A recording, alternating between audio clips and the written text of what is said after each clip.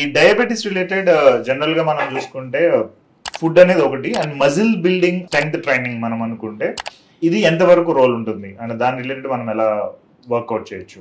Okay, so diabetes వల్ల చాలా మందిలో వెయిట్ లాస్ అవుతుంది, స్పెషల్లీ మజిల్ లాస్ అవుతుంది. ఓకే, అసలు ఎందుకు అవుతుంది అనేది మనకు let's get into the concept actual గా. ఓకే, సో టైప్ 2 డయాబెటీస్ తీసుకుంటే ప్రాబ్లం ఏమంటే ఇక్కడ మీరు ఫుడ్ తిన్నారు, డైజెషన్ అయింది, గ్లూకోజ్ ఫామ్ అయింది, బట్ ఆ గ్లూకోజ్ బ్లడ్ లోనే ఉంటుంది, సెల్ లోపలికి వెళ్ళట్లేదు.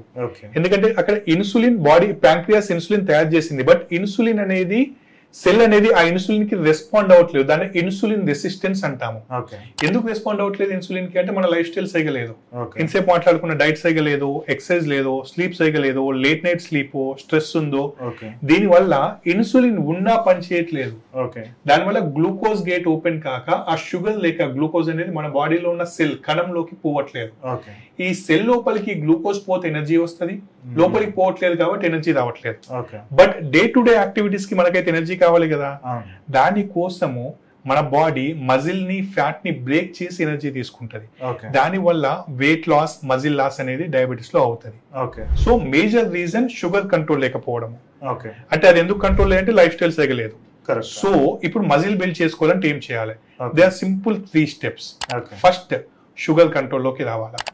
Second protein rich foods include చేసుకోవాలా. థర్డ్ స్ట్రెంగ్త్ ట్రైనింగ్ చేయాలి.